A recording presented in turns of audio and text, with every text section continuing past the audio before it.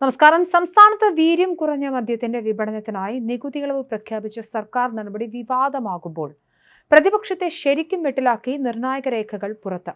ഈ പദ്ധതിക്ക് തുടക്കമിട്ടതും ചട്ടങ്ങളിൽ ഭേദഗതി വരുത്തിയതും കഴിഞ്ഞ LDF സർക്കാരാണെന്ന തെളിവുകളാണ് ഇപ്പോൾ പുറത്തുവരുന്നത്. VD സതീശൻ അവതരിപ്പിച്ച ബജറ്റിലെ നികുതി നിർദ്ദേശങ്ങളെ മദ്യ ഉപഭോഗം കൂടുമെന്നാരോപിച്ച് പ്രതിപക്ഷം രൂക്ഷമായി വിമർശിക്കുമ്പോഴാണ് പഴയകാല ഫയലുകൾ മുഖ്യമന്ത്രിക്ക് പുതിയ ആയുധമാകുന്നത്. 2022 കർഷകർക്ക് പ്രയോജനകരമെന്ന പേരിൽ LDF സർക്കാർ കൊണ്ടുവന്ന വിദേശ മദ്യച്ചട്ട ഭേദഗതിയിലാണ് ഇതിന്റെ തുടക്കം. കശുമാങ്ങ, ചക്ക, കൈതച്ചക്ക തുടങ്ങിയവയിൽ നിന്നും വീര്യം കുറഞ്ഞ വൈൻ ഉൽപ്പാദിപ്പിക്കുമെന്നായിരുന്നു അന്ന് നൽകിയ വാഗ്ദാനം. എന്നാൽ ഈ ചട്ടത്തിന്റെ മറവിൽ വൻകിട മദ്യ കമ്പനികൾക്ക് കടന്നുവരാൻ അവസരമൊരുക്കിയെന്നാണ് രേഖകൾ വ്യക്തമാക്കുന്നത്. മൈക്രോ ഡിസ്റ്റിലറി റൂൾസ് എന്ന പേരിൽ കൊണ്ടുവന്ന നിയമനിർമ്മാണം അക്ഷരാർത്ഥത്തിൽ വൻകിട ഡിസ്റ്റിലറികൾക്ക് സഹായകരമാകുന്നതായിരുന്നു. ഈ ചട്ട ഭേദഗതിക്ക് പിന്നാലെ ബക്കാടി അടക്കമുള്ള അന്താരാഷ്ട്ര മദ്യക്കമ്പനികൾ അന്ന് സർക്കാരിനെ സമീപിച്ചിരുന്നു. 4.8% ആൽക്കഹോൾ അടങ്ങിയ ബക്കാടി ബ്രീസ്, 8% വീര്യമുള്ള ബക്കാടി പ്ലസ് എന്നിവ വിപണനം ചെയ്യാൻ അവർ അനുമതി തേടി. കമ്പനികളുടെ സമ്മർദ്ദവും താല്പര്യവും അറിഞ്ഞതുകൊണ്ട് തന്നെയാണ് സർക്കാർ ഇത്തരം നടപടികളിലേക്ക് നീങ്ങിയതെന്ന് വ്യക്തമാക്കുന്നതാണ് ഈ രേഖകൾ. LDF സർക്കാരിന്റെ കാലത്ത് ഈ പദ്ധതി നടപ്പിലാക്കാൻ തടസ്സമായത് അന്നത്തെ ധനവകുപ്പിന്റെ നിലപാടാണ്. നികുതി ഇളവ് നൽകണമെന്ന എക്സൈസ് വകുപ്പിന്റെ നിർദ്ദേശം ധനവകുപ്പ് അന്ന് തള്ളുകയായിരുന്നു.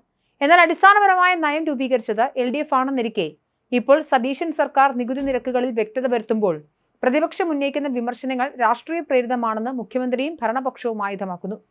ബിയറിന് 116% നികുതി ഈടാക്കുമ്പോൾ വീര്യം കുറഞ്ഞ മദ്യത്തിന് 120 മുതൽ 175% വരെ നികുതിയാണ് ബജറ്റിൽ ശുപാർശ ചെയ്തത്. ബിയറിനേക്കാൾ ഉയർന്ന നികുതി ചുമത്തുമ്പോൾ എങ്ങനെ മദ്യ ഉപഭോഗം കൂടുമെന്ന ചോദ്യം ഉയർത്തി സർക്കാരും മറുപടി നൽകുന്നു. സതീശൻ സർക്കാർ മുന്നോട്ട് വെച്ച ഈ കണക്കുകൾ പ്രതിപക്ഷ ആരോപണങ്ങളുടെ മുനയൊടിക്കുന്നതാണ്.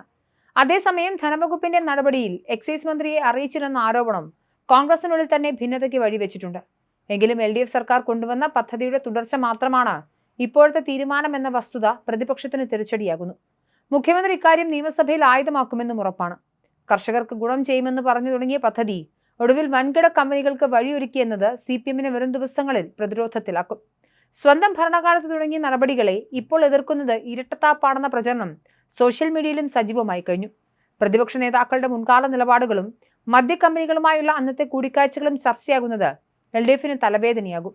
വീര്യം കുറഞ്ഞ മദ്യമെന്ന പേരിൽ വലിയ ലഹരി വിപണിയിലേക്ക് കമ്പനികൾക്ക് വാതിൽ തുറന്നുകൊടുത്തത് ആരാണെന്ന ചോദ്യം ഉയരുമ്പോൾ മറുപടി നൽകാൻ പ്രതിപക്ഷം ബുദ്ധിമുട്ടും. VD സതീശൻ ഈ വിഷയത്തിൽ കൂടുതൽ ആക്രമണോത്സുകമായ നിലപാട് സ്വീകരിക്കുമെന്നാണ് റിപ്പോർട്ട്. സർക്കാർ ഭരണം സുതാര്യമാണെന്നും മുൻ സർക്കാർ ചെയ്ത കാര്യങ്ങളുടെ തുടർച്ച മാത്രമാണിതെന്നും ചൂണ്ടിക്കാട്ടി പ്രതിപക്ഷത്തിന്റെ അഴിമതി ആരോപണങ്ങളെ അദ്ദേഹം നേരിടും.